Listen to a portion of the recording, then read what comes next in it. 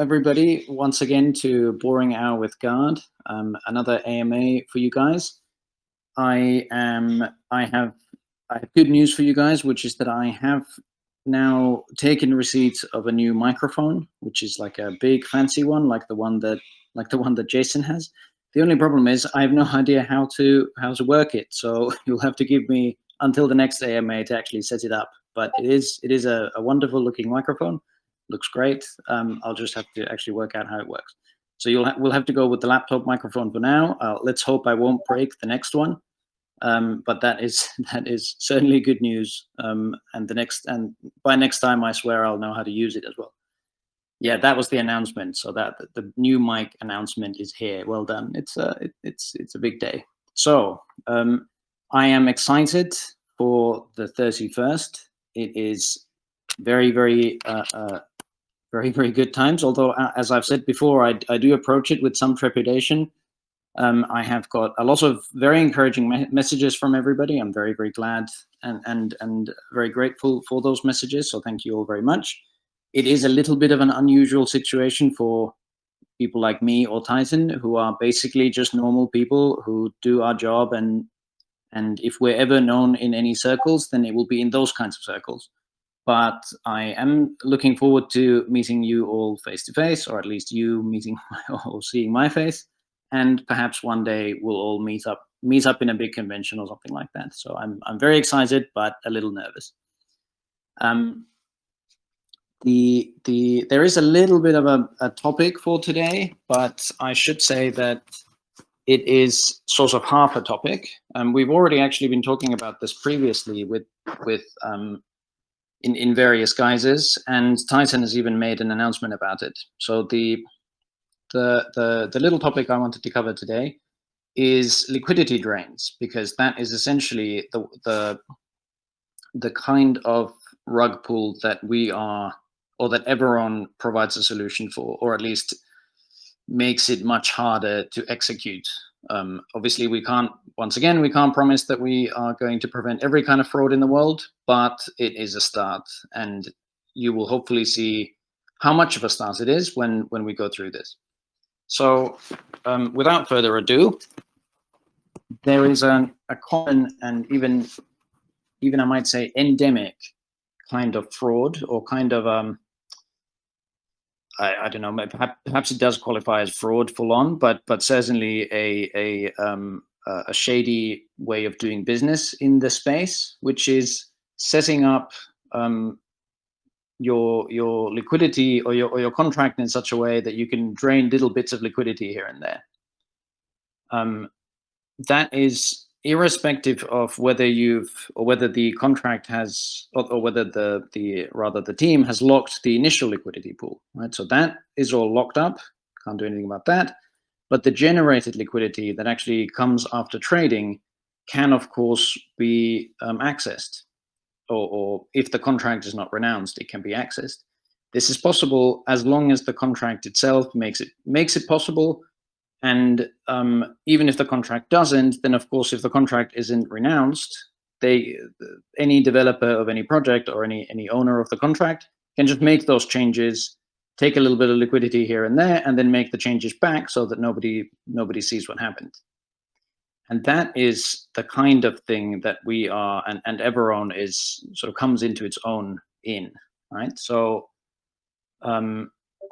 for example, if there is a kind of, one of these automated liquidity replenishment mechanisms, like in many other projects, there is the possibility of the contract allowing some of that sort of liquidity that's meant to go back into the liquidity pool to be taken sort of mid-flight.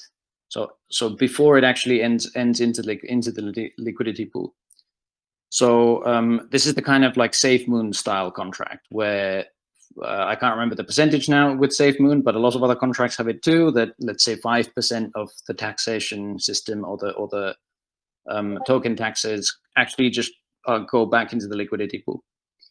So if the contract allows it, what the what a team of a shady project can do is they can hijack some of those tokens, sort of direct them through their own wallets or wallets that they control, and then sell them back into the market, and thus take a little bit of liquidity here and there. It's very clever, but it's of course completely shady. It's a terrible thing to do to your project. It's like a slowly draining the liquidity a little bit here and there. And that is possible if the contract can be changed. If the contract makes it possible in the first place, then of course it doesn't make any difference whether the contract is renounced. But if the contract doesn't have that feature, or doesn't have that sort of doesn't direct the auto liquidity feature into anybody's wallets, and let's say that you have your audit that says so, that there is no problem with that kind of contract, then as long as you put that contract away, so you renounce it, that problem will go away, right? And a lot of people have done that. It's just that the problem then arises, what do you do with the contract if there's a problem with it? Like we saw in another kind of SafeMoon related project, Surge, which renounced their contract, and then it had a hack, and then they couldn't do anything about it because the contract was renounced, so they couldn't fix it. So it's that kind of stuff that EverRise does.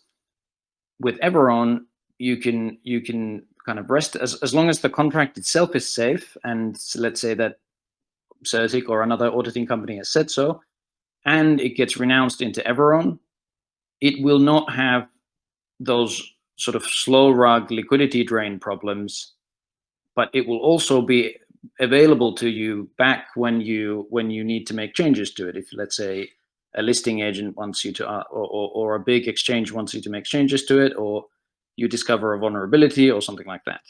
So that's the kind of sweet spot that EverRise provides, or EverRise provides a solution for, or EverRise has rather. So it both allows you to renounce the ownership of the contract and then take it back when you need it, and that's how it creates a safer environment.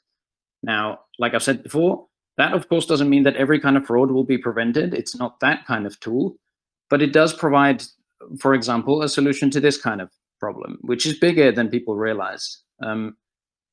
Tyson and I were talking about this very recently, and we basically, I mean, he informed me that it's in the code of a lot of contracts, a lot, like way more than people realize, and way more projects are doing this than people realize.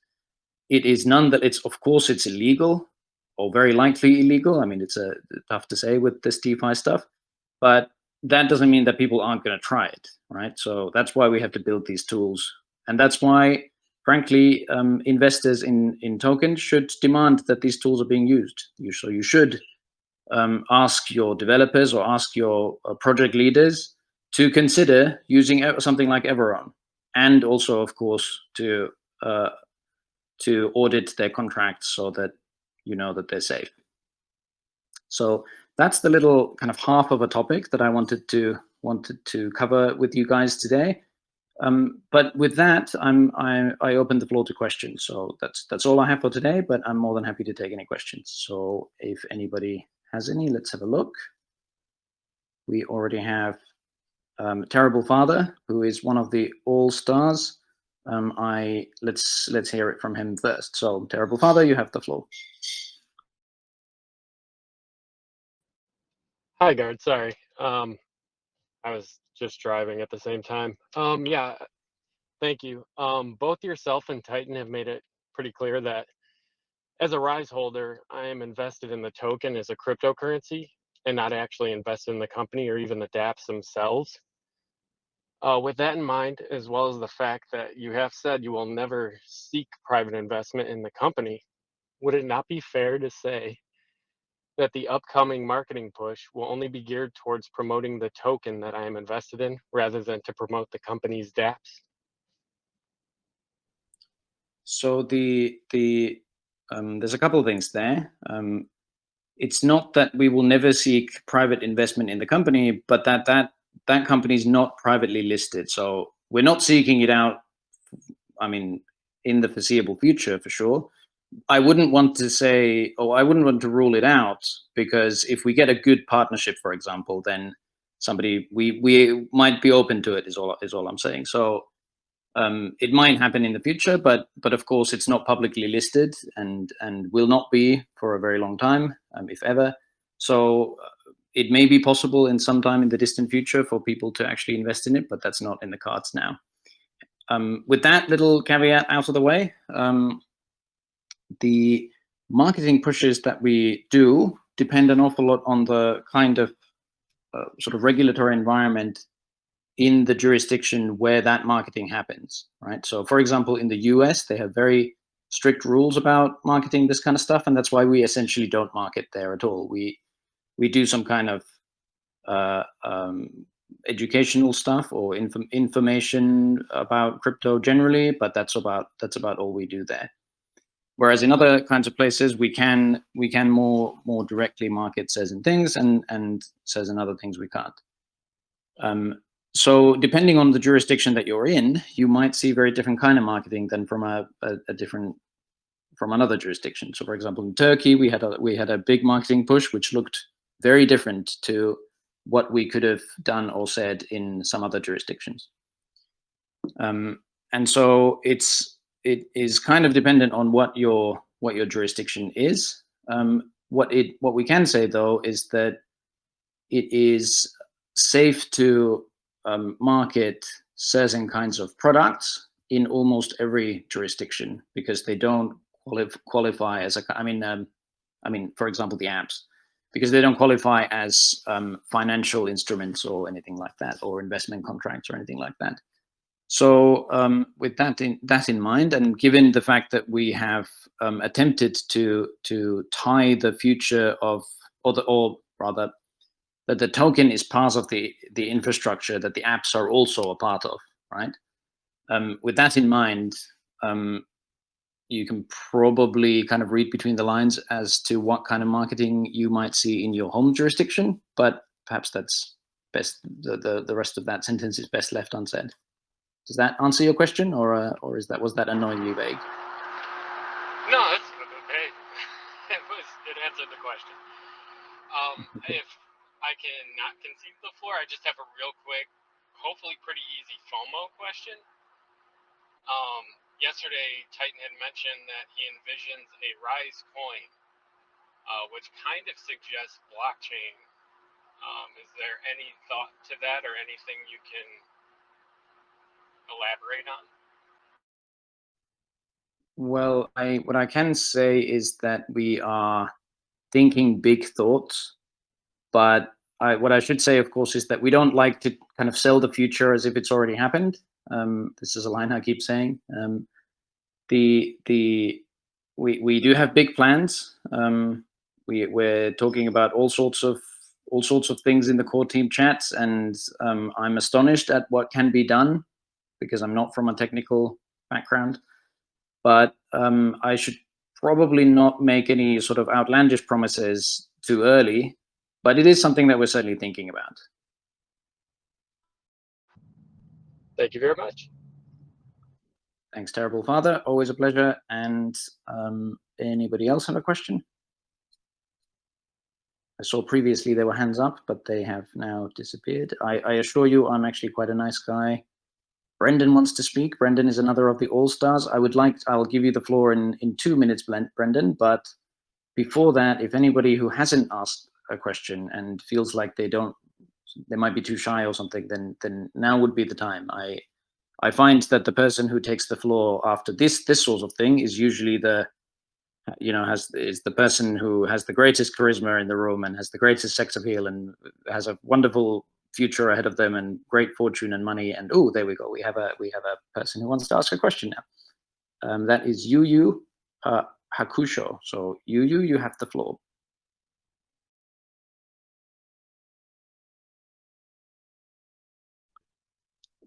Although perhaps following that setup, perhaps people don't really want to ask any questions now. But if you ignore what I just said, Yu, and just ask a question, then that's also fine with me. Yeah, I forgot to hit the unmute button. Just a quick question. So during this doxing or anything, can you say anything about whether or not there'll be more talks about the Everone and maybe projected timelines on its release? So in the doxing, in the Le Grand Doxement, we will be talking about all sorts of things. We have to sort of keep it relatively snappy when we do, so I can't, give these huge long answers. But we'll discuss a few things, and then we'll probably take it to our own community afterwards to take some more questions. So there'll be ample opportunity to discuss all sorts of things. Whether or not we will be revealing any timelines on this stuff yet is perhaps not prudent of me to say, but we're certainly open to taking all sorts of questions from the community afterwards, and yeah, we're more than happy to discuss things as openly as we possibly can. All right, thank you very much. Thanks, Yu, and good to see somebody who is not usually here in the room or is not one of the all stars asking questions. Although much as I like taking questions from the usual suspects.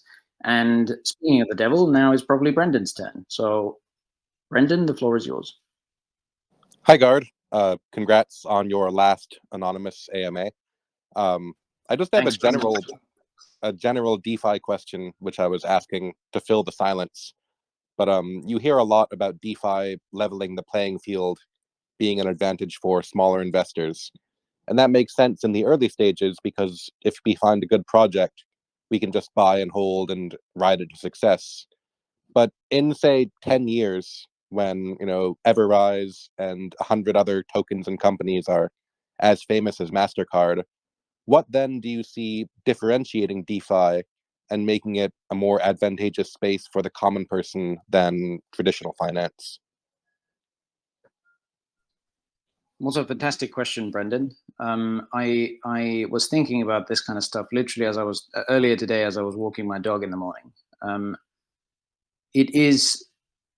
So I should perhaps start by sort of pointing out that or saying that in the kind of current stage, it's kind of an odd misnomer to call it decentralized finance. It's not a lot of it isn't quite as decentralized as people think, and a lot of it certainly isn't finance, because it's not really financing anything.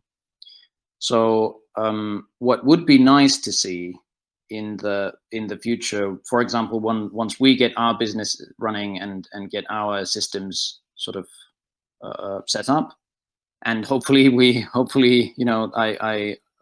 it would be nice to see that future that you painted there, Brendan, about us being as famous as MasterCard or whatever. What would be nice to see is that kind of financial system were sort of just purely accessible to a normal person, and that the amounts that you would have to commit wouldn't be as enormous as they are in the sort of legacy finance system or financial system. You may have, for example, heard of an ISDA or an ISDA agreement or ISD agreement, which is this kind of agreement that you have to have before you can make certain kinds of trades in the financial sort of legacy financial system. And in order to qualify for that, you have capital requirements, which are absolutely enormous. And the way that the regulations are set up, I mean, ISDA is just an agreement that's commonly used in the business, or in fact so commonly used that it's the standard agreement. But the regulatory environment as well is very how should I put this nicely, discriminatory towards the little guy, as it were. There's just no way that anyone could set up their own finance business because they just wouldn't qualify for the kinds of licenses, and because of the capital requirements. So what would be nice to see about DeFi is that it found its way around these problems and these requirements, and it's already, people like us are already kind of trying to do that kind of stuff. And it would then mean that the amounts being moved around don't have to be enormous, which means that normal people actually have access to this financial system. So I think that's the real difference that I hope DeFi could make, right? So I would hope to see one day that a system like EverRise with its own, backup currency or backup kind of reserve deposit system could be used to effect secure transfers of people just buying normal stuff, say from like a Facebook market thing. I have a good friend that I saw just the other day, and he was saying how annoying it was that he sent something like 20 euros or 20 pounds or whatever to a fraudster on a Facebook market deal. And I said, well, that would be exactly the sort of thing that we would hope EverRise one day when that kind of system is up and running would be able to solve. That people could just press a button and they knew that the contract would be kind of safely, or the wealth would be safely transferred over to EverRise, and then both parties can kind of press the vote button to affect the transfer when everything is gone through. And so, I mean, so we're really talking about kind of access to these kind of safe third-party transfer systems, really very much for the little guy. You don't have to hire a solicitor or an attorney to do it for you. You can sort of just use this service, and it's all kind of cheap and cheerful. So that's what I hope DeFi can give, and that's the difference that I hope DeFi could make. And yeah, I realized this is a really long answer, so I should probably stop there. But there's a bunch of other things that we could talk about. But that one thing is, I think, really important, that we could make financial transactions and financial sort of products available to a much broader audience than it currently is, because of the ways that the laws are set up. Thank you. Thanks, Brendan, and I hope that made some kind of modicum of sense to people. Anybody else have a question in mind, or? I'm also happy to describe my dog.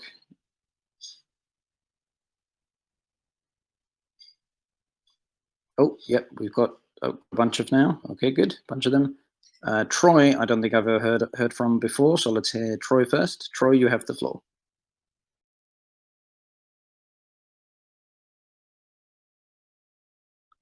And you'll have to unmute and then ask a question, Troy. I'm sorry. I was wondering if EverRise is pursuing SEC regulation in the future, possibly. Sorry, could you repeat that? So whether we're doing what regulation? SEC regulation, if we're going to be marketing to US customers and stuff. Yeah, so we have a fairly detailed regulatory strategy, which is in large part concerned with things like the SEC's regulations or the Securities Act 1933. We are certainly following with great interest how the US goes about these things, because the US is a huge market generally, and is of course has a lot of people who are interested in crypto. We will have to get back to you on things like licenses and so on and so forth, but we certainly follow the regulations that in this extremely unclear regulatory environment that we can work out clearly might apply to us. So we do follow those. Okay, thanks. Thanks, Troy. And but I do read just about everything they put out that might relate to us. So it is, because the US is just one jurisdiction out of a lot of them, but it is one that is followed in a bunch of other places. So if the US kind of coughs, the rest of the world might catch a cold, as it were, in terms of its financial regulations. But so we are following them quite closely. But that's probably all I can say about that. There was a bunch of hands up a little while ago, but perhaps I scared them off with that. I swear Melissa's was one of them, but maybe Melissa's doesn't. Let me ask her. I thought maybe someone else wanted to take the floor. Yeah, it's probably very gracious of you, Melissa. So, but I think there's nobody else currently who has their hand up. So go ahead. All right, a silly question. I've read something about Richard. He said, "I don't believe in crypto, but I'm not ignoring it either." He said as well, "I don't believe in ghosts, but I would not sleep in a haunted house." I was just wondering, do you think you can convince Richard to buy some rice? That's all. That's the only one question I could think of today. Richard who? Mr. Dawkins? Oh, Or did I get something wrong? yes. Professor Dawkins, yes, Richard Dawkins. I'm not sure I can convince Professor Dawkins to do much anything, although I take it this is in reference to the fact that I was a lecturer at New College in Oxford, which means that I've met him multiple times, and I even had dinner with him once. Yeah, he's actually a very nice guy. I don't know if I have much to say to him about crypto, but perhaps I might be able to talk to him about it. But I don't know if I can manage to convince him. He's not really finance minded, and he's actually kind of not very political, if you would believe me on that. He's much nicer than people realize. He's actually a very nice guy. I had that perception that he's very nice. I mean, like I love him. All right. Yes. Thank you very much, God. Thanks, Melissa's. Yeah, he's certainly nicer than people realize. We had a very, very pleasant dinner. We chatted about all sorts of things like languages and things that he doesn't publicly really get to talk about. But yeah, it was good. We had a good time. I don't know him. I can't claim any sort of vicarious fame, so I don't really know him or anything like that. But we have met a few times, and he's a very nice guy. Anybody else? Oh, yes, we have John of CBL. Go ahead, John.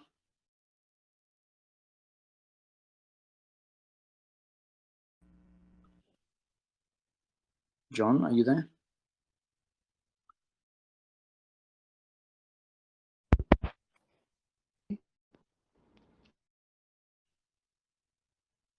I'm getting some individual noises, but it now looks like John's microphone is muted. Perhaps we'll give him a few more minutes to work it out and take another question in the meantime. So, oh, John, Okay, are you back? is it working now? Yes, go ahead. Okay, go ahead, John. Excellent. My apologies for the little technical issue. Okay, so we are directly tied with BNB. However, there is periodic controversy with CZ and Binance from a regulatory perspective in various countries, as we know.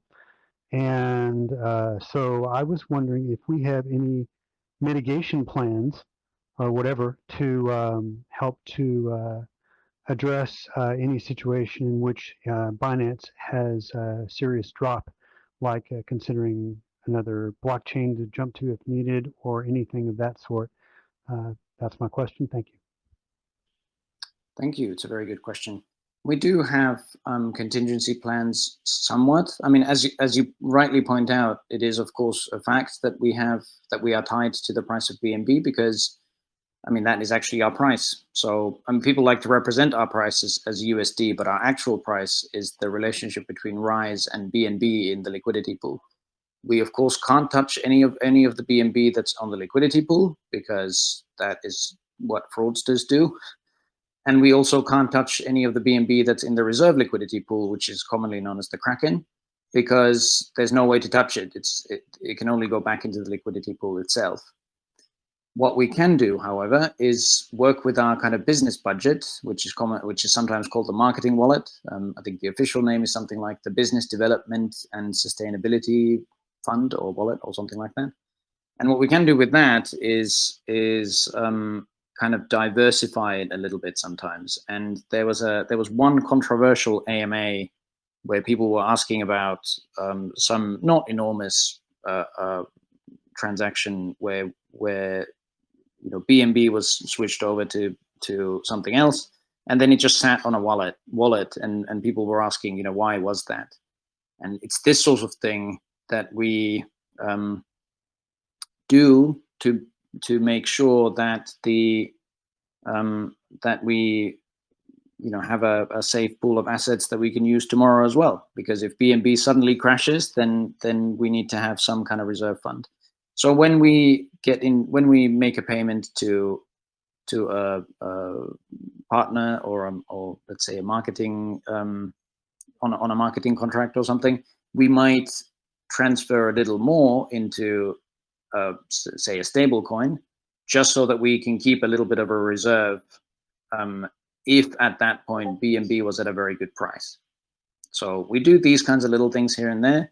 We're also looking to expand on that capacity. I am, as you know, as you may know, I am talking to people who have expertise in these sorts of fields, and we are setting up in the kind of medium term. We're going to be setting up a kind of finance department, and one of their jobs will be to make sure that our assets are used well, and that we have a degree of security, even though we are, as you point out, tied to BNB. In the long term, the plan is, of course, to branch out of BNB and the Binance Smart Chain generally. So you may have seen in our white paper, for example, that all the dApps are designed to or will eventually work on at least the BSC and Ethereum chains, and there are other plans in the works as well. So we are looking into it, and we are making sure that we're not just kind of an offshoot of BSC, and that we're not completely tied to their fates. Although Binance, of course, is very stable. I don't want to create any, weird panicky DMs about whether I think BNB is going to crash or anything like that. Binance is a very stable, very good business that they run. So I don't foresee any problems there. But it is prudent of us to make those sorts of plans. So it's a very good question. Excellent answer. I appreciate the fact that you have already considered this and are addressing the marketing wallet expenditures, etc., appropriately to yes. Thank you. Thank you very much, John. And that was, like I said, a very good question. It is my pleasure to answer questions of that type, which I both can answer because they're not tied to any sort of NDA stuff, but they do also hopefully showcase how seriously we take the business. So it's a pleasure to answer that kind of question. Anybody else?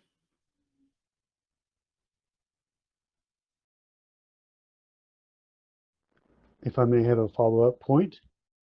Yes, go ahead. There appears to be nobody else. Oh, I didn't see anybody, so I thought I'd just say something real quick. And that is simply if we have a successful and well-received doxing this coming 31st, then we may perhaps consider an additional product called EverShown, which we could host or help with projects doxing. Yes, perhaps we might. That does sound like. So we're currently leaning on one of our major sort of more public core team members to deliver on this.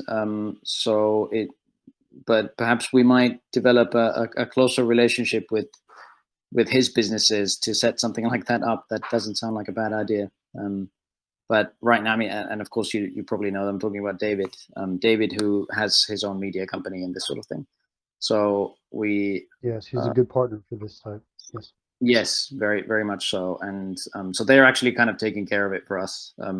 Neither Titan nor I are very sort of media-minded people. So it's very good to have a team that knows what they're doing and that we can kind of have access to, even though they're not formally part of our own team. And David was very, very kind to just sort of make that happen and not at no sort of additional cost or anything like that. So it was a very, very, very good deal. But without this digressing into a kind of eulogy, or not eulogy, I mean like a praise of our core team and our core team members. the rest of them are great too. But with that, I'll probably finish on that topic and let somebody else ask a question.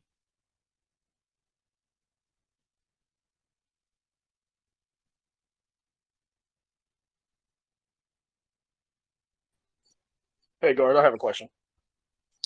Yes, go ahead, Paul. Do you have any information? Or are you able to say anything about the next DApp that may be coming out after EverOwn, or maybe in development? The next one. It's probably not for me to say.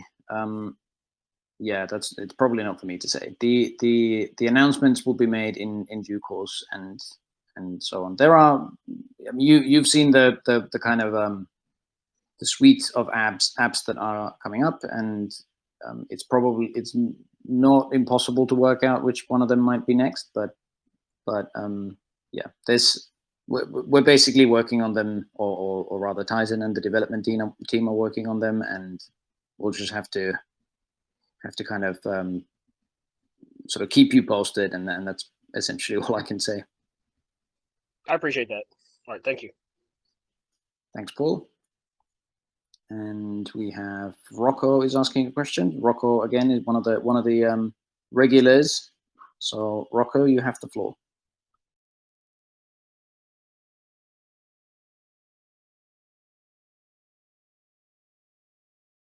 Hello. You get me? Hello. Oh. Am I? Yeah. Hey, girl. How you doing? How you making out? I'm good. How are you? All right. I'm good. I was just gonna ask, since the last Q&A, have we continued to see more projects signing up for EverOwn? Like, I would say an influx of projects since then, or has it been the same number? There's been, I think the guys put out in the social media side of things, I think they put out some kind of statement about this today, but I'm frankly been so busy with the paperwork that I can't remember what it said, but it is an ever increasing and quite substantial number. But if anybody saw that announcement or that tweet earlier, then I would be grateful if they could tell me what the number exactly was. I don't think it gave a specific number, but it essentially, I say this because I don't want to contradict them and say something that because they have a much clearer picture of it, and they have kind of they've looked at it last, and they know how many of those projects they've actually spoken with, and this sort of thing. So I don't want to say anything that kind of would contradict them, but it's a substantial and growing number for sure. Okay, good. Yeah, I see it. It says hundreds, so it doesn't say 100, but it say hundreds have reached out. So that's more than 100, I'm guessing. God, so. Yeah, it's like I said, it is a big number.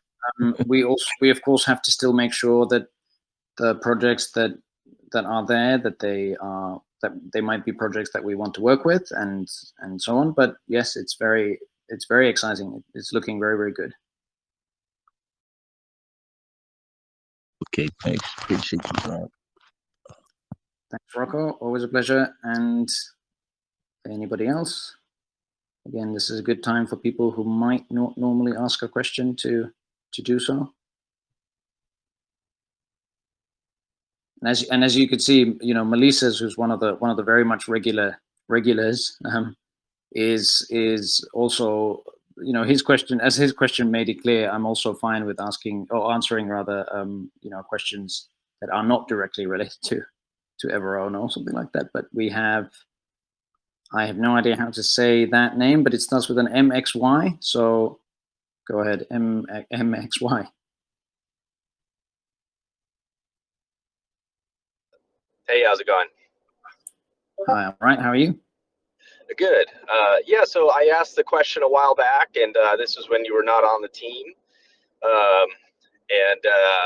Yeah, just about if there could be a formula to see what, like, you know, how your holdings would grow with the reflections according to volume.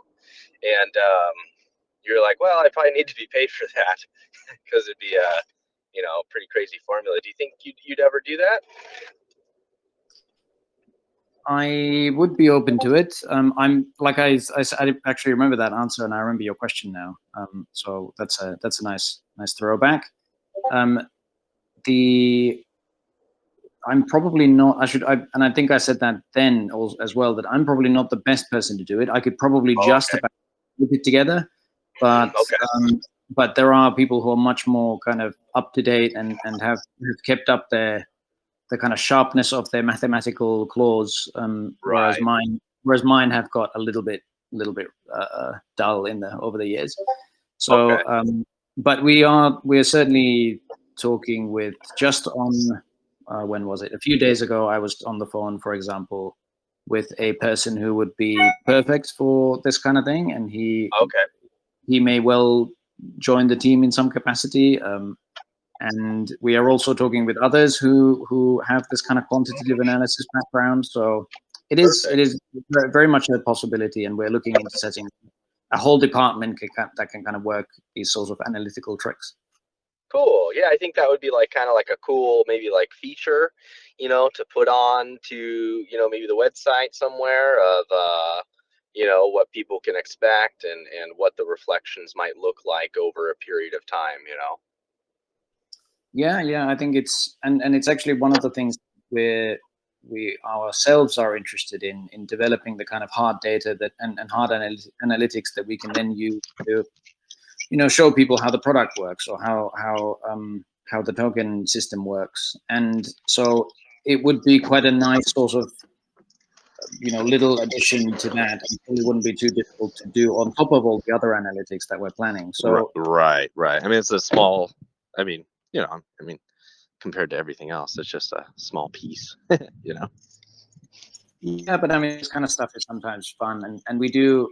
It is also important to connect your analytical side to some kind of user interface or some kind of so people can kind of mess around with these things and it's just kind of fun to see how a product might perform under certain different kinds of conditions. What I could say though, or probably should say, is this kind of quantitative analysis in the crypto world is really underdeveloped, right? So there are starting points from the regular stock, for example, stock market or derivatives or something. There are starting points that we can use to start developing our own analytics, but it's we can just take it from other or we can kind of do something with that stuff, and it's like a starting point, but it really doesn't give very good answers yet because the crypto world is so different. It has very much greater volatility and all kinds of things like that. So it's actually a very exciting opportunity for quantitative analysts because it's not that many people in the history of the world who get to set up their own analytics systems, right? And it's new. Yeah, very new and very different. And these tools that we and the department that we will hopefully set up in the next sort of medium term, that department could set the tone for a lot of analytics in crypto generally, and that's certainly the ambition for that department. So very exciting. Well, it's cool. I've been watching this project. I've been in it since day 3, and I really like it. And yeah, it's going to be really exciting. It's just really, I was talking to my friend about it, who was like a stockbroker, and all this stuff. And he said it's very interesting that somebody is trying to come into the space, especially the space, where just on normal exchanges, they try to play on fear and greed, right, to make a lot of money. And then you go into the Binance Smart Chain where it's the absolute wild west, and Titan is trying to come into this space and combat the just crazy fear and greed in this space. And he's like, yeah, it's just a really interesting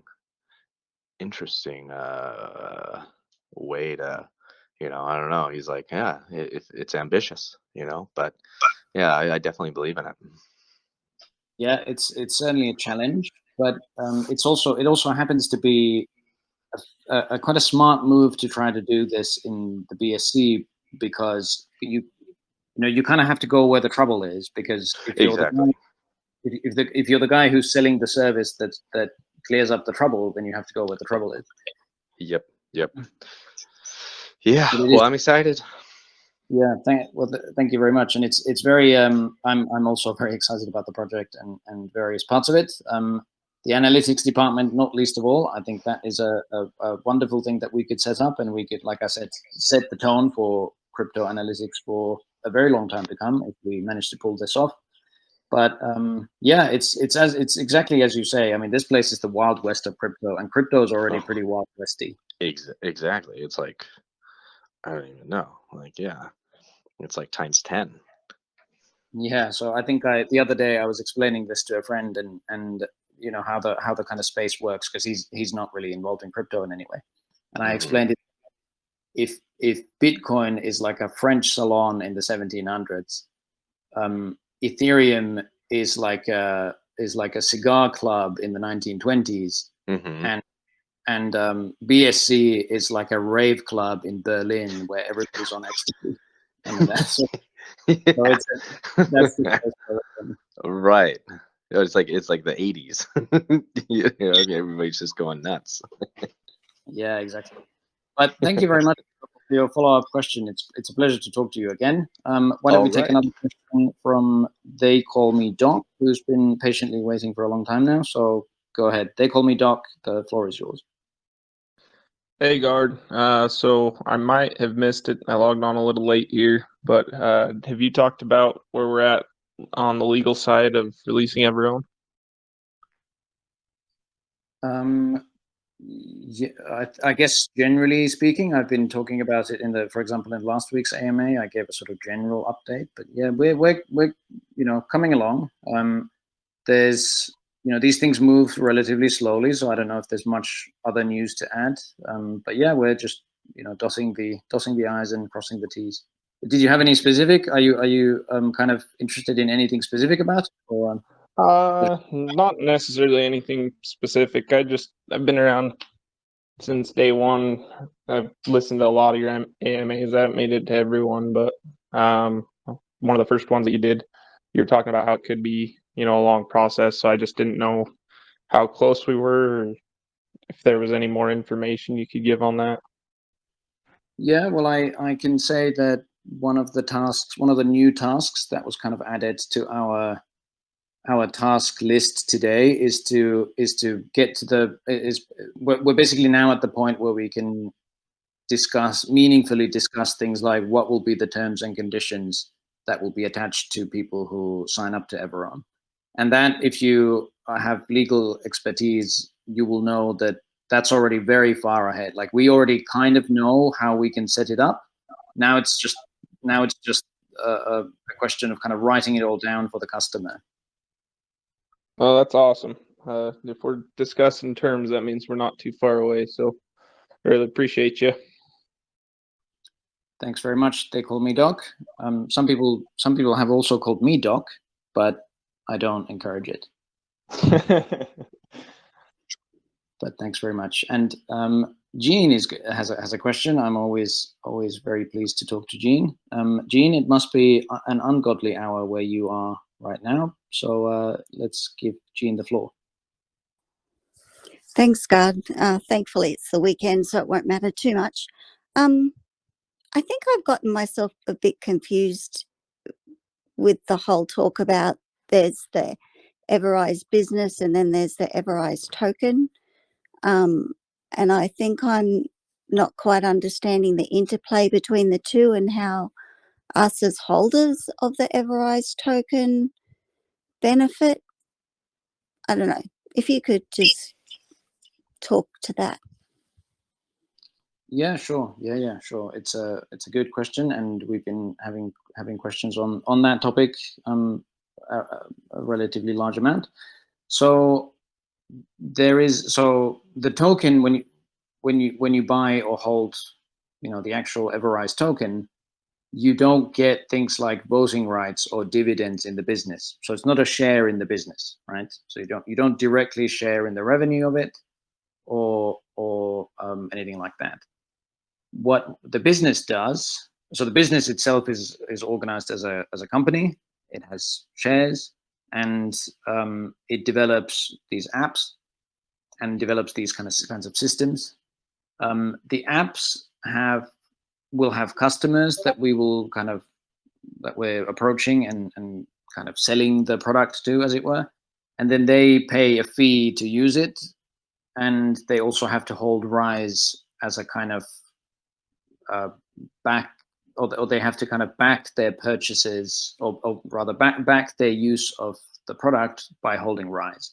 It's kind of a complicated system, but perhaps I'll do a whole Q&A on it one day. What that means then is that, you know, we can't directly, or rather the success of the business does not directly reflect on the price of the token. So people could still sell, you know, their tokens, and we can't control the market in that regard. The token is in that way kind of independent of it. But it does mean that we will be, you know, part of the revenue that is generated by the sales that the business generates will be used to buy Rise off the market and then distribute it to holders, for example. We've tested this out and it works. Many of you have actually been part of these tests without realizing it. But not in like a dusting kind of way. So don't worry. It was all, you were all knowingly part of these tests. You just didn't know it was a test. And the other way in which the kind of success of the business reflects on the price of the token is you get a part of the kind of holding requirement that the clients must have, of course, means that they have to buy Rise off the market. And so it's not a direct correlation between the two, and we can't, of course, guarantee that the success of the business will definitely mean that the Rise token is going to shoot up in value or anything like that, because people can still sell and whatever. But the two are kind of related but separate things. Does that answer your question? It does. So if we have, for example, 10 people using, or 10 tokens using the EverRise and they're holding X amount of tokens, and then they all stop using EverRise at one point and flood the market with the sale of those tokens, that could be a problem, couldn't it? Well, that rather assumes that they are all, you know, using it and then not using it at the same time. So for the purposes of the token, it really just means that, you know, you have another holder who holds the tokens. They might keep them, they might sell them, they might do anything they want with them. We try to make it clear to them, kind of between the lines, that it's in their interests to hold it. Just like we do with every holder generally. You know, you do still get reflections on them, and it's actually, you know, the way it's set up, is meant to encourage holding, so that it's like a good asset to hold.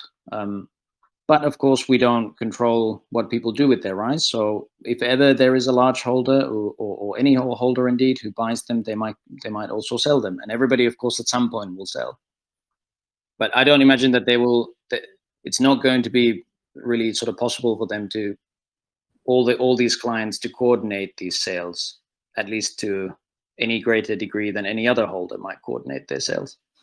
So the buy-in for the EverRise use doesn't create whales? Like they won't hold that many tokens? They'll hold a substantial amount of tokens, but what I'm saying is that you know, anybody could buy tokens and could sell tokens anyway. It's in their interest. Like, let's say that somebody comes in and starts using EverRise today, they will hopefully realize, in a kind of, you know, when they run through their own game theory analysis of what to do next, they will realize that there are going to be other clients in the future who are also going to be buying this token, and then other clients in the future after that who are also going to be buying this token. And then, of course, at one point in time, they're going to have to use the product again. So it's actually in their interest to hold it, but we're not going to stop them from selling. Okay, thanks. It's just, yeah, we've seen some coordinated whale activity in the past. I just think there's an opportunity for some competitors to gang up on us, but all good. Thank you for the answer. Thank you. I mean, they will just be holders of RISE just like any other holders of RISE. And of course, the more clients that we onboard, the more our holdings will be spread out.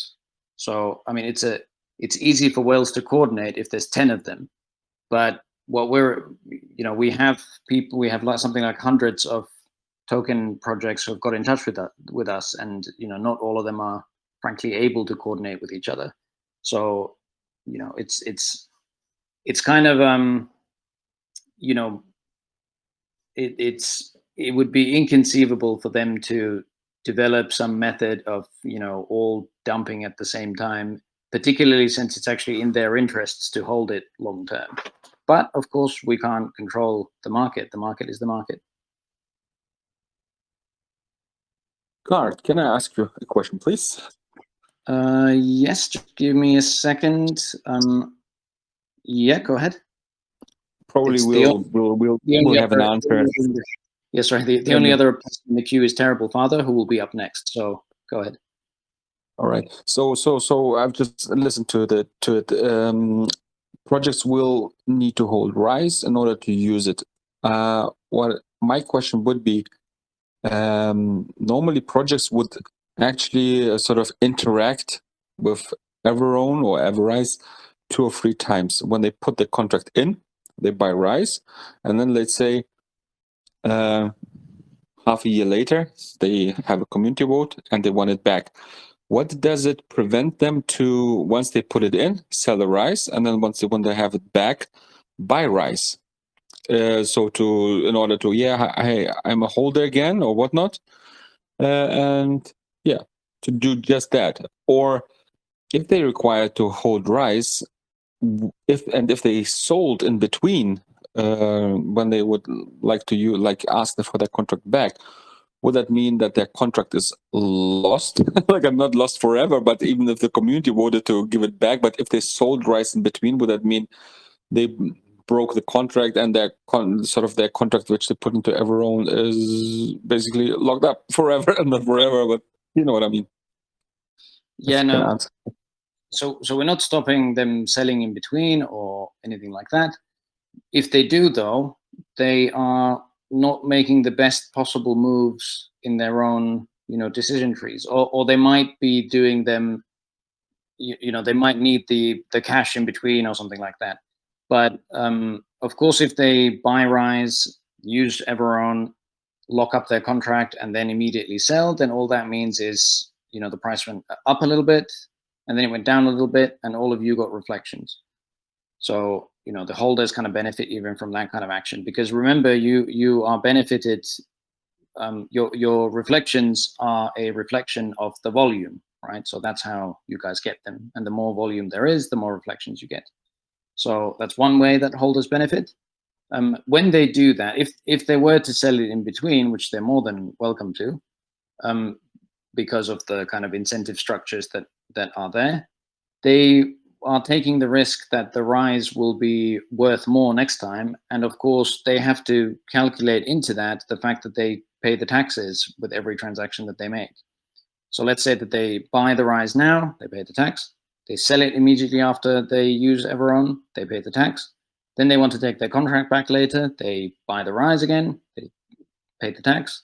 And then they take the contract back, use it, and everything is fine. They put it back into EverRise and then sell their RISE again. They pay the tax.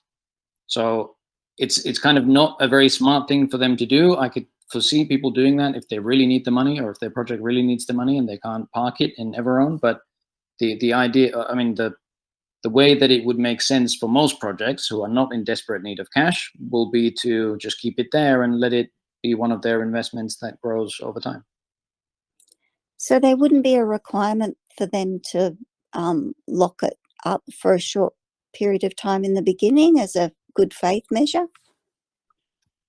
It would be against our holders' interests to require that, because you guys are also benefited from volume.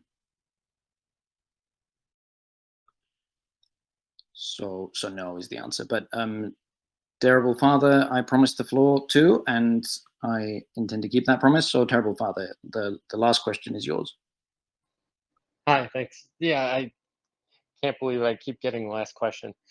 Just that according to Aussie Jean's question, I don't know if it was mentioned, but the 75% revenue going towards the Kraken and redistribution, was that not covered in that answer?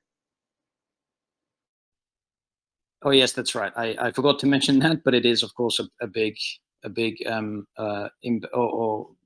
a big component of how our holders benefit, and very good of you to point that out. So it is of course part of the same structure that 75% of the revenue that comes in from the purchases or the sales of the EverRise product are actually pumped into or put into the Kraken, which means that our capacity to provide these kinds of collateralization measures in the future will go up over time. So holders really do benefit from this in substantial ways. But of course, I can't promise to you that it's going to be a direct correlation, or indeed that there's necessarily any correlation, because the market is the market, and people might want to sell Rise and they might want to buy Rise and whatever. So they're not completely separate, of course. One, the business has an impact on the token, and the token has an impact on the business, but they're not, you're not buying a piece of the business when you buy the token. But thanks very much, Terrible Father. That's a very good thing of you to point out, and I can't believe I did not manage to get to that in my long and rambling answer. But that is all the time that we have, and a little bit more. So thank you all very much again. And by next time we speak, which will be on Wednesday at the normal time, you will already know my name and face and whatnot.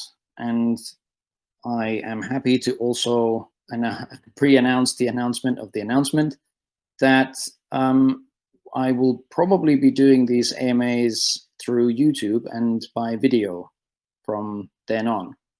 And that's just because it is a more accessible platform for an awful lot of people.